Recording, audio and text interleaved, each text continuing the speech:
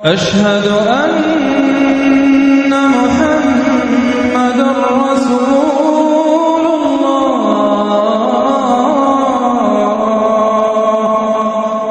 اے نبی تم نے دیکھا اس شخص کو، اس کے ہاتھ پر غور کیا جس نے اپنی خواہش نفس کو اپنا الہ بنا دیا ہے. اللہ اکبر. الہ لا الہ الا اللہ، کلمہ توحید کا مرکزی لفظ یہاں آ رہا ہے. من اتخذ الہ ہوا ہو، جس نے اپنی خواہش نفس کو اپنا معبود بنا لیا، الہ بنا لیا. افانت تکون علیہ وکیلا، کیا آپ ایسے شخص کی کوئی ذمہ داری لے سکتے ہیں؟ سود حرام ہوا کرے جی، حرام حرام، ہمارا دھندا جو ہے وہ آگے بڑھ نہیں سکتا، تو اللہ کے حکم کو پیچھے ڈالا، نفس کے تقاضے کو آگے رکھا. کون معبود ہے آپ کا؟ نام عبداللہ رکھیے، نام عبد الرحمان رکھیے، ہے عبد النفس، نفس کے بندے، نفس کے غلام. یہ میں نے یوں سمجھیے کہ جیسے میں نے ہجرت اور جہاد کی ڈیفینیشنز کی تھی. ہجرت کا بیس کیا ہے؟ پوچھا کہ ایو الہجرت افضل یا رسول اللہ، اے اللہ کے رسول بتائیے سب سے اعلیٰ ہجرت کون سی ہے، افضل؟ فرمایا التاجر ما کرے ربک، ہر اس چیز کو چھوڑ دو جو تمہارے رب کو پسند نہیں. آج رات ہی سے آپ ہجرت شروع کر سکتے ہیں. جائزہ لیجئے کیا کیا چیزیں میری زندگی میں خلاف شریعت ہیں تو اللہ کو ناپسند ہے. فیصلہ کیجئے کہ آج کے بعد نہیں ہوگی، ہجرت شروع ہو گئی. افضل الہجرت، سب سے افضل ہجرت شروع ہو گئی. لیکن ٹاپ پر لے جائیے تو یہ ہجرت جب اللہ کے دین کو قائم کرنے کی جدوجہد اس مرحلے پر آ جائے کہ اب باطل کے ساتھ ٹکراؤ ہے اور اب چاہیے کہ ساری قوت ایک مرکز پر جمع ہو جائے، ہجرت فرض کر دی گئی. وہ ہجرت گھر بار چھوڑ کر، اہل و عیال کو چھوڑ کر، اور مکے کے بھیڑیوں کے رحم و کرم پر چھوڑ کر اپنے گھر والوں کو جو لوگ ہجرت کر کے آئے. حکم تھا، ہجرت مدینہ فرض تھی، ہجرت حبشہ فرض نہیں تھی. صرف اجازت تھی کہ جن سے سختیاں نہیں جھیلی جا رہی مزید وہ چلے جائیں. تو ہجرت کا یہ ابتدائی نقطہ انتہائی ہے. جہاد، المجاہد من جاہد نفسہ، جہاد تو یہاں سے شروع ہو گیا، اپنے نفس کے خلاف جہاد کرنا. صبح نفس نے کہا ابھی سو جاؤ، اپنے نفس کی بات کو رکھیے، اپنا کمبل اٹھا کے پھینکا، اٹھے، وضو کیا، نماز کے لیے آپ مسجد چل دیے، آپ نے جہاد کیا نفس کے خلاف. یہ افضل الجہاد ہے. اور سب سے چوٹی اوپر یہ ہے کہ جب وہ حق و باطل کی جنگ ہو تو جان ہتھیلی پر رکھ کر میدان میں حاضر ہو جائے. اسی طرح یہ جو شرک فی الاطاعت ہے، میں نے آپ کو اس کی ابتدا بھی بتا دی انفرادی سطح. افرأیت من اتخذ الہہ ہواہ افانت تکون علیہ وکیلا، کیا تم نے غور کیا اس شخص کی حالت پر جس نے اپنی خواہش نفس کو اپنا معبود بنا لیا، الہ بنا لیا؟ کہہ رہا لا الہ الا اللہ، لا الہ الا اللہ، لیکن الہ تو اس کا نفس ہے. اب اس کو انتہا پر لے جائیے. عہد حاضر کا سب سے بڑا شرک عوامی حاکمیت کا تصور ہے. حاکم اللہ کے سوا کوئی نہیں، ان الحکم الا للہ. ظاہر بات ہے فرعون نے اگر دعویٰ کیا تھا میں تمہارا خدا ہوں، انا ربکم الاعلی، تو کیا اس کا مطلب یہ تھا کائنات میں نے پیدا کی، تمہیں میں نے پیدا کیا؟ ذرا سوچیے، کیا وہ بزرگ موجود نہیں ہوں گے جنہوں نے اسے دیکھا ہو کہ آج اس کی ولادت ہوئی تھی، کل اس کی کوئی اور سیریمنی ہوئی تھی؟ یہ کیسے دعویٰ کیا تھا؟ میرا حکم چلے گا، میں نہیں جانتا. علیہ سلیم ملک مصر کی حکومت میری ہے کہ نہیں؟ یہ دعویٰ تھا، یہ خدائی کا دعویٰ. کسی زمانے میں وہ فرد ہوتے تھے، نمرود ہوتے تھے، نماردہ، فراعنہ. جمال عبد الناصر نے نعرہ لگایا تھا نحن ابناء الفراعنہ، بڑے فخر کے ساتھ ہم فرعونوں کی اولاد. اور صدام نے لگایا تھا نعرہ نحن ابناء النماردہ، ہم نمرودوں کی اولاد. عراق کے بادشاہوں کا لقب نمرود تھا اور مصر کے بادشاہ فراعنہ تھے، فرعون تھے.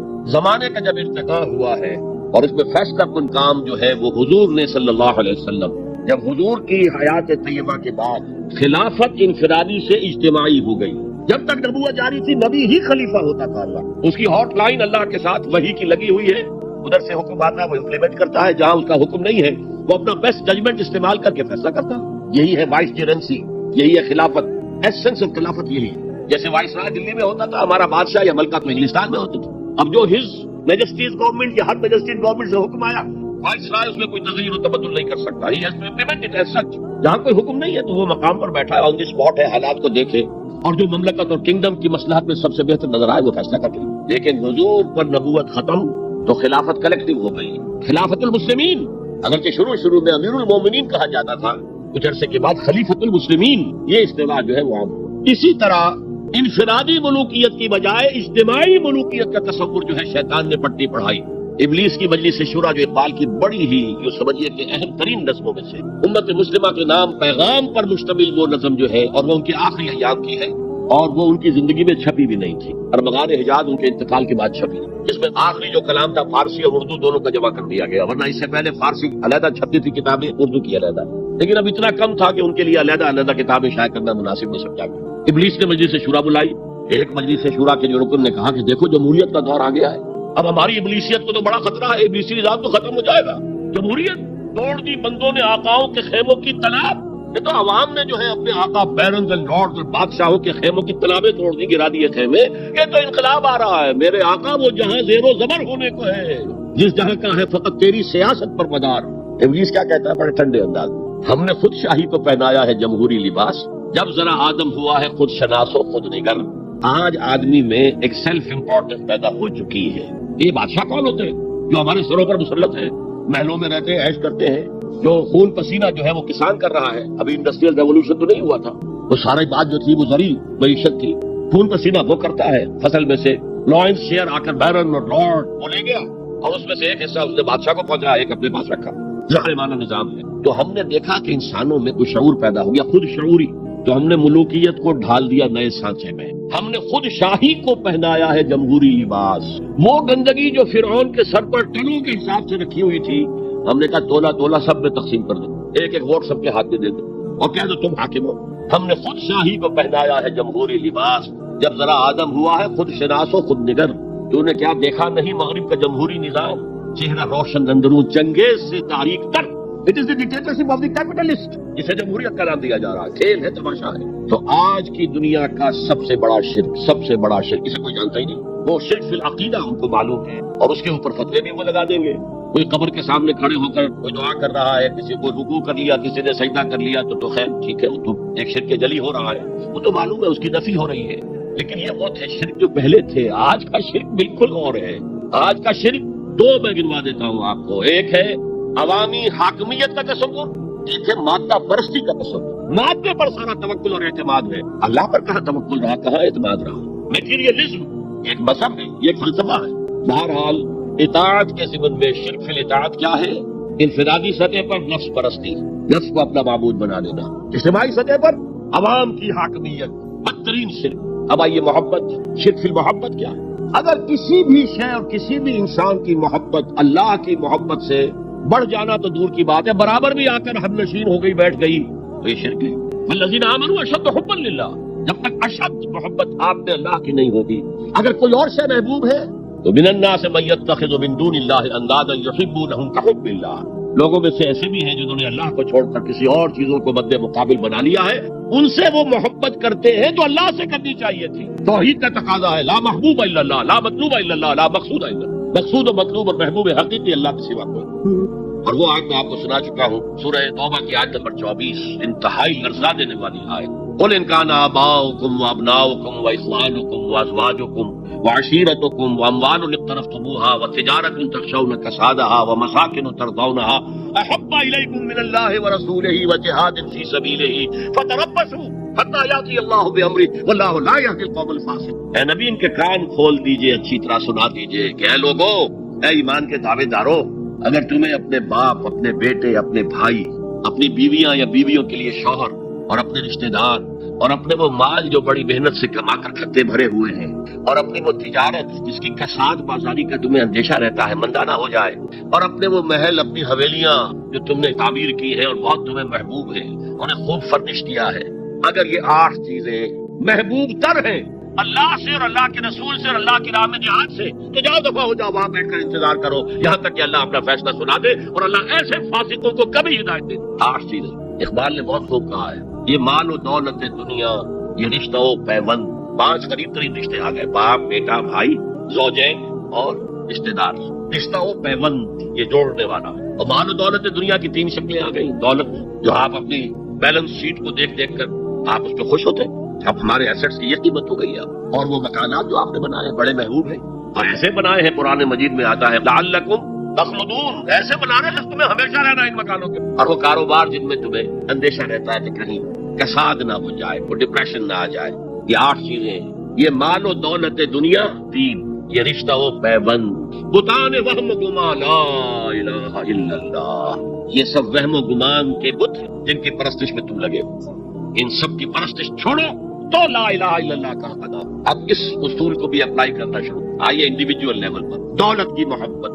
اگر آپ کو دولت کی محبت آمادہ کرتی ہے کہ اللہ کے حدود کو پامال کریں، حرام ذرائع استعمال کریں، دولت آنی چاہیے، حلال سے ہو، حرام سے ہو، جائز سے ہو، ناجائز سے ہو، بائی ہوک اور بائی کروک دولت آنی چاہیے. تو آپ کی محبوب حقیقی کون ہوئی؟ دولت. یہ دولت آپ کی معبود ہے. کون بڑے سے بڑا موحد اس شرک کا احساس رکھتا ہے؟ اور حضور نے اس طرح کلیئر فرمایا ہے تعس عبد الدینار و عبد الدرہم، ہلاک ہو گیا یا ہلاک ہو جائے، یہ کلام خبریہ ہے یا یہ بددعا ہے؟ تعس عبد الدینار و عبد الدرہم، درہم و دینار کا بندہ ہلاک ہو جائے۔ نام عبد الرحمان ہے، حقیقت میں عبد الدینار ہے، عبد الدرہم۔ درہم و دینار آنے چاہیے، جائز سے یا ناجائز سے، حلال سے یا حرام سے، صحیح سے یا غلط سے، بھائی حکم بھائی تو معبود کون ہوا؟ ہمارے ہندو بھائیوں نے کیا کیا؟ لکشمی دیوی دولت کی دیوی ہے، اس کی پوجا کرتے کس لیے؟ مطلوب کیا ہے؟ دولت۔ اس کی پوجا وہ خوش ہو جائے تو دولت ملے گی۔ ہم نے کہا ہٹاؤ جی اس دیوی کو بیچ میں سے، ہم براہ راست ہی پوج لیں گے، بس یہی تو فرق کیا ہے۔ عبد الدینار و عبد الدرہم کیا انفرادی سطح پر شرک فی المحبت، جو روح عبادت ہے، جو عبادت کی جان ہے، محبت، غایت الحب ما غایت الذل والخضوع، اور ٹاپ پر لے آئیے۔ آج کی دنیا اجتماعیت کے میدان میں اگرچہ اب زمانہ بدل رہا ہے، لیکن تقریباً 1 صدی سے نیشن سٹیٹس، وطن کی بنیاد پر قومیت، وطن محبوب ترین شے، جو شے میرے وطن کے لیے صحیح ہے وہ میں کروں گا، چاہے وہ غلط ہو، وہ حرام ہو، اللہ کے قانون کے خلاف ہو، لیکن میرے وطن کے لیے ہوگا۔ وطن زندہ باد، یہ وطن پرستی۔ اس وطن پرستی کے مذہب کی ایک نماز بھی ہے، ترانہ ہو رہا تو کھڑے ہو جا، قنوت، کھڑے ہو جانا عبادت کا، اس کا جھنڈا سلامی دو۔ یہ وطن کے معبود کے ریچولز، مذہب وطنیت۔ اسی لیے اقبال نے کہا تھا، اس کو سمجھا نہیں کسی نے، اس دور میں میں اور ہے، جام اور ہے، جم اور، ساقی نے بنا کی روش لطف و ستم اور، تہذیب کے آزر نے ترشوائے صنم اور۔ آج کا صنم، آج کا بت کون ہے؟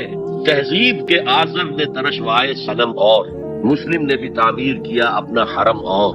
ان تازہ خداؤں میں بڑا سب سے وطن ہے، جو بیرہن اس کا ہے وہ مذہب کا کفن۔ خدا پرستی، یہ وطن کی لکیر سے تم اور ہو گئے، میں اور ہو گیا۔ لکیر انسانیت منقسم، جو تمہارے وطن کے لیے ٹھیک ہے وہ تم کرو گے چاہے وہ اخلاقاً غلط، اور جو میرے وطن کے لیے ٹھیک ہے وہ میں کروں گا چاہے اخلاقاً غلط۔ یہ کون سا دین ہے؟ یہاں تو وطن تمہارا معبود بن۔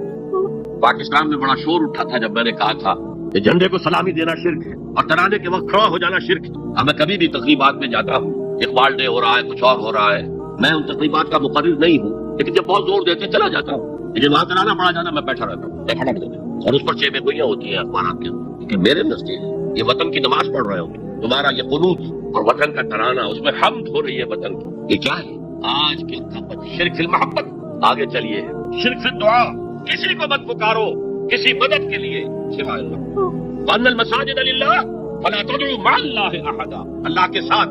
ایک تو یہ کہ اللہ کو چھوڑ کر کسی کو پکارنا، ایک ہے اللہ کے ساتھ پکارنا، اللہ کو بھی پکارنا، اوروں کو بھی پکارنا۔ بدترین شرک ہے دعا اللہ کے لیے، ندا اللہ کے لیے۔ اس کا بھی ذرا میں تجزیہ کر دوں آپ دیکھیے۔ ایک ہے عام مادی قوانین دنیا کے جو ہے اس کے تحت کسی سے مدد چاہنا، بھائی ذرا مجھے پانی پلا دینا، یہ بھی آپ نے مدد چاہیے ہے نا۔ حضور کے بارے میں تو آیا ہے کہ آپ اتنے خوددار تھے صلی اللہ علیہ وسلم کہ اگر سواری پر ہوتے تھے اور آپ کا گھوڑا نیچے گر جاتا تھا تو کسی سے یہ نہیں کہتے تھے کہ یہ گھوڑا مجھے اٹھا کے دے دو، بلکہ خود سواری سے اتر کر گھوڑا اٹھا۔ تو یہ جو قانون مادی ہے اس کے تحت مدد مانگنا کوئی بری بات نہیں ہے، کوئی غلط بات نہیں۔ ماورائی اعتبار سے، غیبی اعتبار سے کسی سے مدد مانگنا کفے باشد کوئی ہو، شرک فی الدعاء۔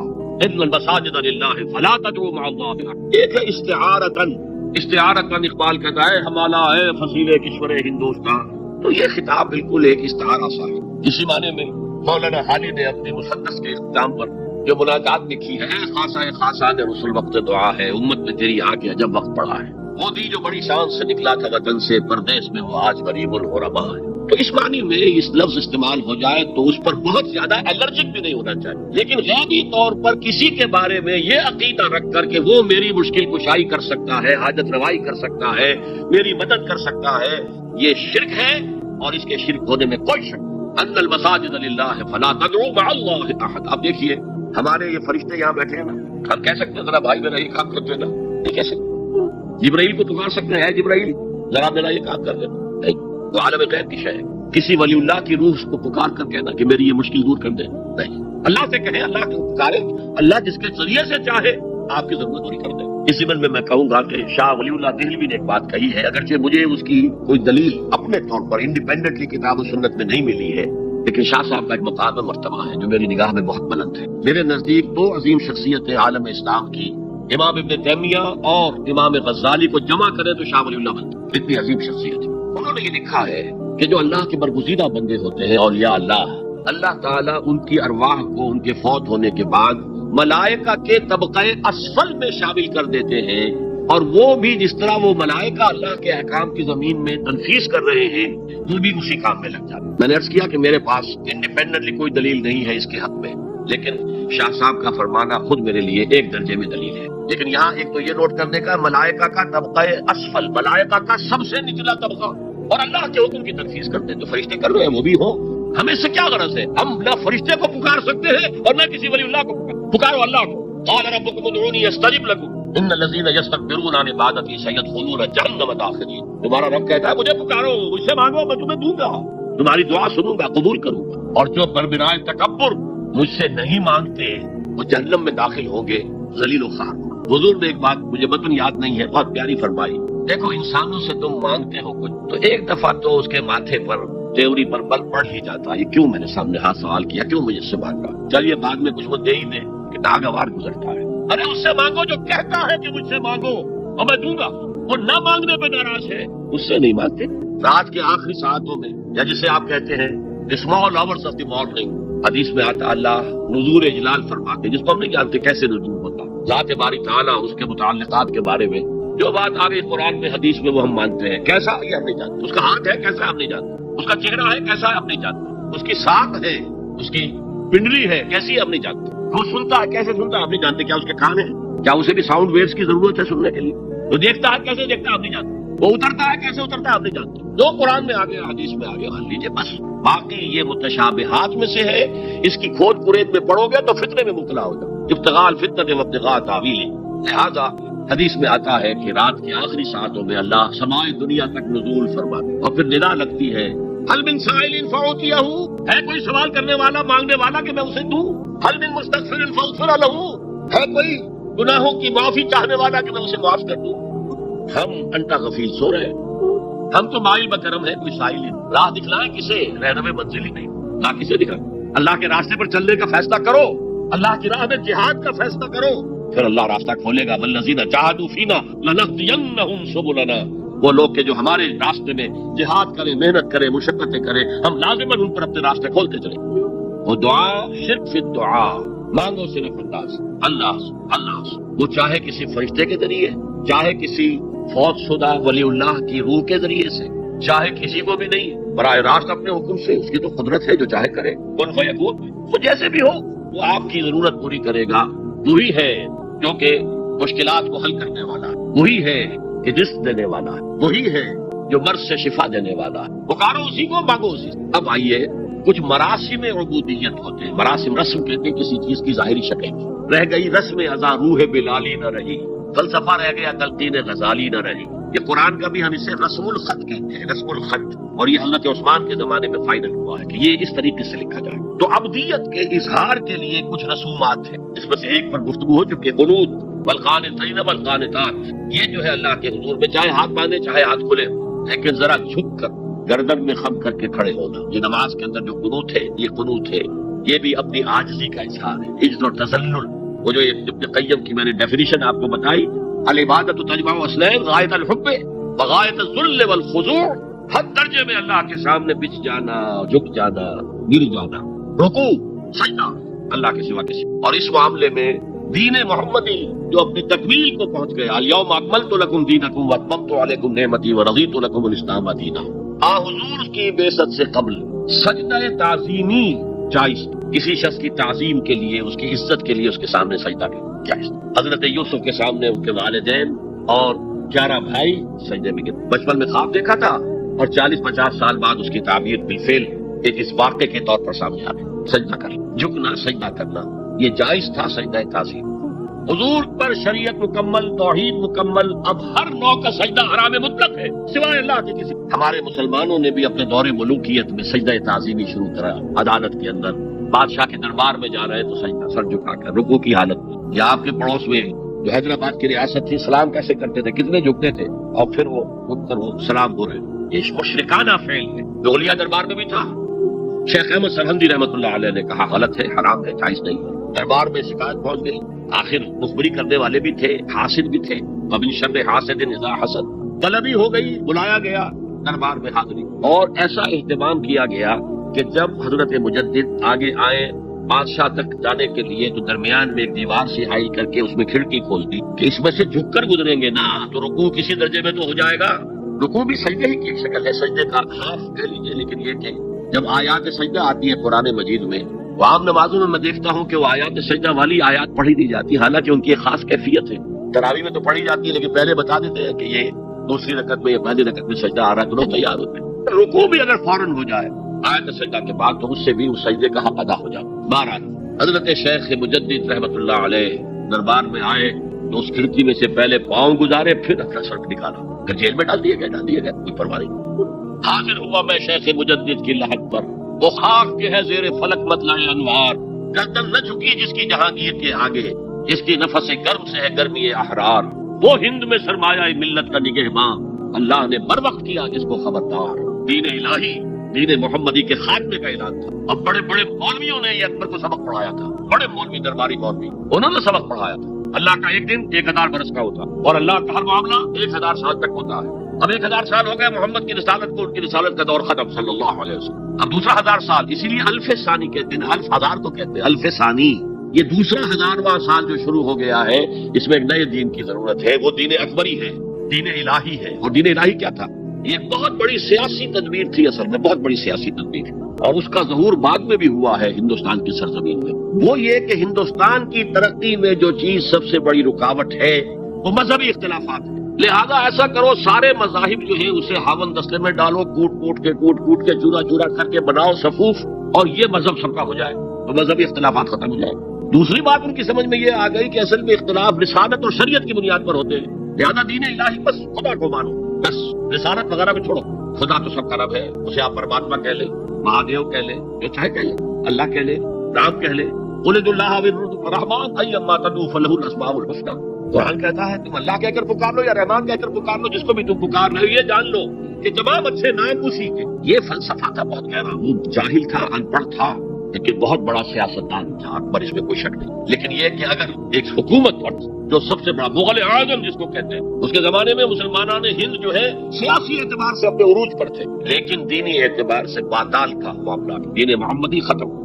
1000 سال کا ایک دن ہے اور وہ ختم ہو چکا. اللہ نے اٹھایا مجدد الفسانی رحمۃ اللہ علیہ, اور ان کی درویشانہ مسائی کے ذریعے سے. اب دیکھیے اس زمانے میں تصوف کے ذریعے سے سب سے بڑا شرک آ رہا تھا. وحدت الوجود کی ایسی تعبیرات ہو رہی تھی جو ہماؤس بن رہی تھی. ہماؤس اور وحدت الوجود کے درمیان تو زمین آسمان کا فرق ہے. ہماؤس میں کائنات حقیقی ہے, خدا اس میں حل ہو چکا ہے, اس کے اندر ظاہر ہو گیا. اور وحدت الوجود میں وجود حقیقی صرف اللہ کا, اس کائنات کا وجود کوئی ہے ہی نہیں حقیقی. لیکن یہ ختم ہو رہا تھا. اس پہلو سے مجدد الف ثانی کے مجدد اعظم کو اللہ نے کھڑا کیا. شیخ احمد حضرت عمر کی اولاد سے تھے, فاروقی تھے, شاہ ولی اللہ بھی فاروقی تھے. لگے فاروقیم کہتے ہیں شیخ احمد صدیقی, میری فاروقی فیکٹ بڑکتی ہے. اس کے نتیجے میں وہ دین الہی کا خاتمہ ہوا. بعد میں ہمارے ہاں یہ آیا ہے ہندوستان میں برہمو سماج, برہمو سماج, اور گاندھی جی بھی اسی فلسفے کے قائل تھے, وحدت ادیان کے. اور یہ سیاسی اعتبار سے بہت اونچی ذہنی سطح کی غمازی کرنے والی بات ہے کہ ہندوستان کے اندر کے یہ مذہبی اختلافات کو اگر ہم کسی طرح کھرل کر کے ختم کر دیں, ہاون دستہ میں ڈال کے کر دیں, تو پھر یہ کہ یہاں ترقی ہی ترقی. بہرحال سجدہ, گردن نہ جھکی جس کی جہانگیر کے آگے, جس کے نفس گرم سے ہے گرمی احرار, وہ ہند میں سرمایہ ملت کا نگہباں, اللہ نے بر وقت کیا جس کو خبردار. تو ہم نے شرک فی العبادت میں پہلے بات کی, شرک فی الاطاعت. انفرادی سطح پر نفس معبود, اجتماعی سطح پر عوام کی حاکمیت, بدترین شرک اس دور کا, عظیم ترین شرک. اتنے بڑے پیمانے کا شرک کبھی نہیں ہوا دنیا میں. اس کے بعد شرک فی المحبت, مال کی محبت, قیس عبد الدینار عبد, وطن کی محبت یا کسی اور شے کی محبت. اگر وہ اللہ کی محبت کے برابر بھی آ جائے, بڑھ جائے تو اور بھی بڑی بات کہنی پڑے گی, لیکن ہمارے پاس شرک سے اوپر کی اصطلاح کوئی نہیں. پھر شرک دعا, اللہ کے سوا کسی اور سے حاجت روائی کے لیے, مشکل کشائی کے لیے پکارتا کسی. پھر شرک فی مراسم العبودیہ, قنوت ہے, رکوع ہے, سجود ہے, یہ ذل والخضوع کی, کسی کے سامنے جھک جانے کی ایک علامت ہے, سمبل. اب آخری ہے اس میں اخلاص, اور اخلاص کی ضد کیا ہے؟ ریاکاری. کوئی عبادت اگر دکھاوے کے لیے کی جائے وہ شرک, یہ شرک خفی کہلاتا ہے. مال کی محبت کا شرک بھی شرک خفی ہے, نفس کی اطاعت کا شرک بھی شرک خفی ہے, اور یہ سب سے خفی شرک ہے. حضور نے فرمایا صلی اللہ علیہ وسلم, من صلی یرائی فقد اشرک, ومن صام یرائی فقد اشرک, ومن تصدق یرائی فقد اشرک. جس نے دکھانے کے لیے نماز پڑھی اس نے شرک کر لیا. جس نے دکھاوے کے لیے روزہ رکھا اس نے شرک کر دی، جس نے دکھاوے کے لیے خیرات کی، صدقات دیے، وہ شرک کر قد اشرکا، یہ عربی کے مزاج سے واقفیت، تو فعل ماضی پر قد جو ہے تو وہ پرفیکٹ ٹینس بن جاتا ہے، کر چکا، وہ شرک میں ملوث ہو چکا۔ من صلی یرائی فقد اشرکا ومن صام یرائی فقد اشرکا ومن تصدق یرائی فقد اشرکا۔ اور تجزیہ کر کے یہاں تک بتایا کہ اگر کوئی شخص نماز پڑھ رہا ہو اور جب وہ یہ دیکھے کہ کوئی اسے دیکھ رہا ہے تو اپنے سجدے کو طویل کر دے تو یہ شرک ہے۔ فرض کیجیے 5 سیکنڈ کا سجدہ ہو کر رہا تھا، اب اس نے 7 سیکنڈ کا کیا، یہ 2 سیکنڈ کس کے لیے ہے؟ اس ایک سجدے کے 2 مسجود ہو گئے، وہ 5 سیکنڈ کا سجدہ تو اللہ کے لیے، 2 اس کے لیے شرک ہو گئے۔ ایک اور بات فرمائی صلی اللہ علیہ وسلم، شرک خفی کو پہچاننا اور دیکھنا اتنا ہی مشکل ہے جتنا کہ کسی سیاہ شب میں، تاریک رات میں، کسی سیاہ پتھر پر چلنے والی سیاہ چیونٹی کو دیکھنا مشکل۔ تشبیہ کا بلاغت اور فساد کی انتہا ہے، جیسے میں نے عرض کیا تھا کہ ایک جوڑے کی 2 جوتیوں کے مابین جو مشابہت ہے، امت مسلمہ اور سابقہ امت بنی اسرائیل کی، ان کے اوپر جو حالات وارد ہوئے ان میں وہی مشابہت۔ تاریک شب ہے، سیاہ پتھر ہے، اس پر سیاہ چیونٹی رینگ رہی ہے، جتنا اس کو دیکھنا مشکل ہے اتنا ہی شرک خفی کو پہچانا۔ کدھر کدھر سے آپ پر حملہ آور ہو جائے گا، کدھر کدھر سے آ کر آپ کی عبادت میں، آپ کی توحید میں نقب لگائے گا، اس کا آپ کو اندازہ ہو نہیں سکتا۔ بڑا مشکل، بہت زیادہ چوکس رہنے کی ضرورت، اور اس کا علاج بتایا گیا ہے خاص طور پر عبادات کے ذمہ کہ کچھ نہ کچھ عبادت نفل بھی کی جائے، اور نفل عبادت اس طور سے کی جائے کہ کسی کو پتہ نہ چلے۔ اب ہمارا حال یہ ہو گیا کہ ساری، اگر کوئی عشاء کی 17 رکعتیں پڑھتا ہے، سب کی سب مسجد میں پڑھتا ہے، حالانکہ صحابہ کے دور میں مسجد ہی فرائض کی ادائیگی، باقی جا کر نماز گھر میں پڑھو گے وہ افضل ہے۔ اور نوافل تو خاص طور پر اگر کسی کو تہجد کی توفیق ہو گئی ہے تو کسی نہ کسی طرح ڈھڈورا پیٹے گا، اسے جی کیا کرے، میں رات میں جاگنا ہوتا ہے تو طبیعت جو ہے بڑی بھاری رہتی ہے، ہو گیا اپنا ڈھڈورا پیٹتی ہے، تو اس سے تو مرض اور 2 اچھا ہو جائے گا، ریاکاری اور بڑھ جائے گا۔ اسی طریقے سے صدقات نافلہ فرمایا ایسے دو کہ داہنا ہاتھ جو کچھ دے بائیں ہاتھ کو پتہ نہ چلے، کسی کو پتہ نہ، اس سے وہ ریاکاری کی جڑیں کٹتی ہیں، ریاکاری کی جڑیں جو ہے دل کے اندر سے کٹتی ہیں۔ یہ علاج ہے ریاکاری کا، لیکن ریاکاری شرک۔ اب میں آخری بات پر آ رہا ہوں، آپ نے سوچا ہوگا کہ اس تجزیے کے تحت تو ہر گناہ جو ہے ادنا سے ادنا گناہ بھی شرک ہے۔ فجر کی نماز کے وقت اگر اٹھ کے نہیں گئے اور چادر یا کمبل کو سیدھا کر کے لیٹ گئے تو یہ شرک ہے۔ پھر کون سے گناہ ہے جو اللہ معاف کرے گا؟ یہ جو میں نے آیت آپ کو 2 دفعہ جو آئی ہے سورہ نساء میں سنائی، ان اللہ لا یغفر ان یشرک بہ ویغفر ما دون ذلک لمن یشاء، اللہ تعالیٰ اس کو تو ہرگز نہیں بخشے گا کہ اس کے ساتھ شرک کیا جائے، البتہ اس سے کم تر جس کو چاہے گا بخش دے۔ تو جان لیجئے یہ جو باریک تجزیہ میں نے کر کے بتایا ہے یہ اپنی جگہ 100% درست ہے، لیکن ان میں جو یہ چیزیں ہیں، کوئی کوتاہی ہو گئی، کوئی گناہ ہو گیا، کوئی شریعت کی مخالفت ہو گئی، نفس کے کسی اس وقت کے دباؤ میں آ کر یہ گناہ شمار ہوں گے۔ اگر یہ آپ کی طبیعت ثانیہ نہ بنے، اگر یہ آپ کی سیکنڈ نیچر بن گئے تو ایک گناہ بھی ساری تباہی لانے کے لیے کافی ہے۔ اگر آپ نے ڈیرے ڈال دیے، غلطی ہو گئی، معافی مانگو، توبہ کرو، استغفار کرو، اللہ صاف کر دے۔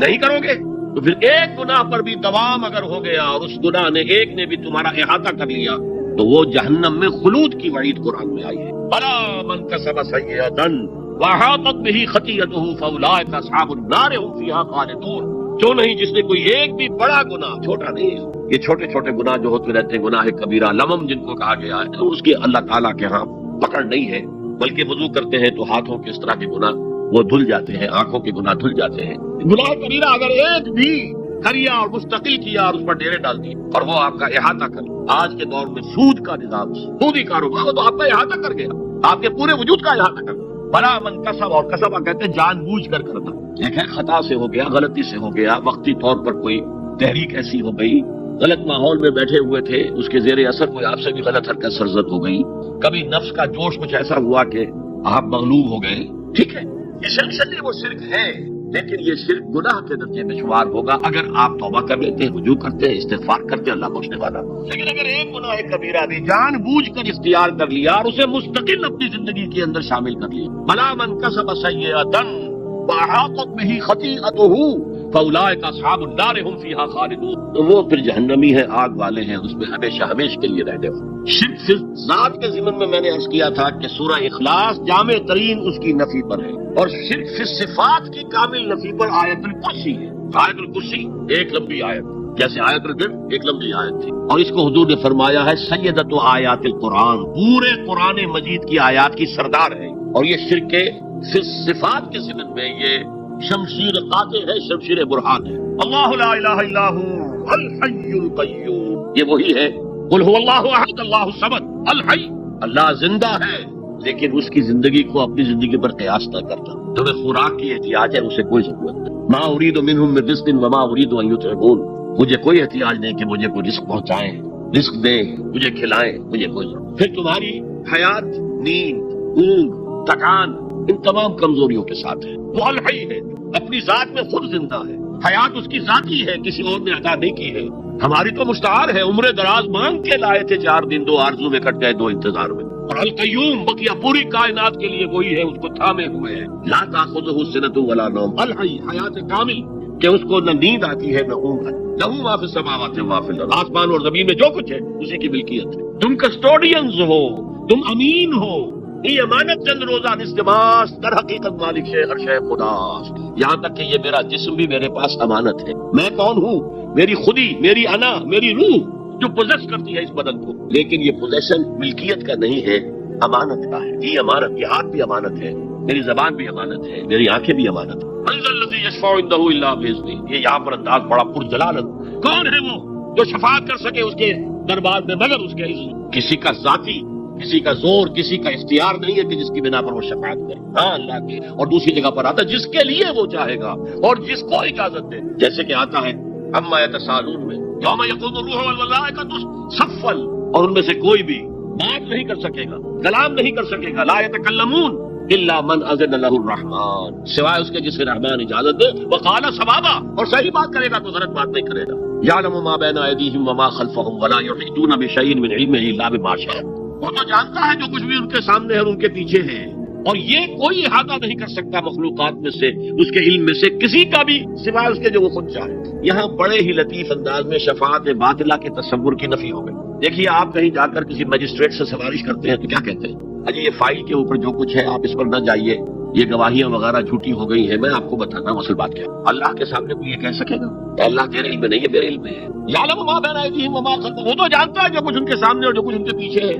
ولا یحیطون بشیء من علمہ الا بما شاء، اور ان میں سے کوئی بھی، جیسے کہ میں ابھی بتا چکا ہوں، بریلوی مکتب فکر بھی کہہ رہا ہے کہ اللہ کا دیا ہوا علم ہے محمد رسول اللہ کا جتنا ہے. اللہ محدود نہیں ہے، محدود ہے، قدیم نہیں ہے، حادث ہے. تو جتنا اللہ چاہتا ہے، جس کے لیے جتنا چاہتا ہے، لیکن اس کے علم میں سے احاطہ نہیں کر سکتا کوئی مگر جو وہ چاہتا. وسع کرسیہ السماوات والارض، اس کا اقتدار چھایا ہوا ہے، مستولی ہے، آسمانوں پر بھی اور زمین پر بھی. ولا یؤودہ حفظہما، اور اسے عاجز نہیں کر سکتی ان دونوں کی حفاظت. قیوم وہی ہے، صمد وہی ہے، لیکن اس سے کوئی تکان تاری نہیں ہوتی، عاجز نہیں ہوتی. یہ اصل میں نفی ہے جو دورات حافظے سے مرتب کی گئی تھی. 587 میں نبوکدنضر کا جو حملہ ہوا تھا اس میں اصل دورات گم ہو گئی. اس وقت سے آج تک وہ اصل دورات ان کے پاس نہیں. پیریڈ آف کیپٹیوٹی سے واپس آئے ہیں بیت المقدس میں سائرس کے لطف و کرم کی وجہ سے، ذوالقرنین کے لطف و کرم کی وجہ سے، پھر یادداشتوں سے لوگوں نے وہ تورات مرتب کی ہے. تو اس میں انسانی فکر شامل ہو گئی. لہذا وہاں یہ لکھا ہے اللہ نے 6 دنوں میں آسمان اور زمین پیدا کیے اور 7ویں دن آرام کیا، یعنی کوئی تکان لائق ہو. قرآن نے کہا، اللہ تعالیٰ نے فرمایا سورہ قاف میں، وَلَقَدْ خَلَقْنَا السَّمَاوَاتِ وَالْأَرْضَ وَمَا بَيْنَهُمَا فِي 6 أَيَّامٍ وَمَا مَسَّنَا مِن لُغُوبٍ، یقیناً ہم نے آسمان اور زمین اور جو کچھ ان دونوں کے مابین ہے انہیں 6 ہی دنوں میں پیدا کیا. وہ بات ٹھیک ہے، لیکن ہمیں کوئی تکان لائق نہیں ہوئی کہ ہمیں کسی آرام کی ضرورت ہے. لا یؤودہ حفظہما وہو العلی العظیم، العلی وہی ہے سب سے بلند و بالا. لتکون کلمۃ اللہ ہی العلیٰ، تاکہ اللہ کا کلمہ سب سے سربلند ہو جائے، اور وہی عظیم ہے، عظمت والا. اللہ تعالیٰ مجھے اور آپ کو اس سے بچائے، اپنے سابقہ زندگی کے گناہوں پر توبہ کرنے کی اور اللہ سے استغفار طلب کرنے کی توفیق عطا فرمائے، اور اپنے دینی فرائض کی انجام دہی کے لیے کمر بستہ ہو جانے کا عزم مصمم کر لینے کی توفیق عطا فرمائے. اقول قولی ھذا واستغفر اللہ لی ولکم ولسائر المسلمین والمسلمات. اب ہم سوالات کے سیشن شروع کرتے ہیں. پہلا سوال ہے، اگر کسی مسلمان کو یہ نہیں معلوم ہو کہ وہ جو کر رہا ہے وہ عمل شرک ہے یا نہیں، تو کیا اس کا یہ شرک معافی کے قابل ہوگا؟ دیکھیے، اگرچہ قانون تو یہ ہے دنیا کا، ignorance of law is no excuse, قانون سے عدم واقفیت کوئی عذر نہیں ہے. قانون تو پھر پڑتا ہے، لگتا ہے، لاگو ہوتا ہے، عائد ہوتا ہے. لیکن اللہ کے ہاں ایسا نہیں ہے. وہ ہر شخص سے اس کے اپنے حالات کے اعتبار سے حساب لے. کن حالات میں پیدا کیا گیا، کیا جینز اس کو دیے گئے تھے، کن حالات میں وہ پلا بڑھا ہے، اس کے انوائرمنٹل فیکٹرز کیا تھے. پھر یہ کہ جن لوگوں کی ذمہ داری تھی کہ اسے دین کا پیغام پہنچائے، انہوں نے کوتاہی کی، اور اگر اس کی وجہ سے یہ لا علم رہا اور اس نے بات کو نہیں سمجھا، تو میں سمجھتا ہوں اللہ تعالیٰ نرمی فرمائیں گے باقی یہ کہ بخشش یا سزا دینا یہ اللہ کا اختیار مطلق ہے، ہم کچھ نہیں کہہ سکتے۔ اللہ تعالیٰ ابو جہل کو بخش دے، ہم اعتراض نہیں کر سکتے، اس کی مخلوق ہے جو چاہے کرے۔ اللہ تعالیٰ کسی نیک سے نیک آدمی کو جہنم میں ڈال دے، وہ کر سکتا ہے۔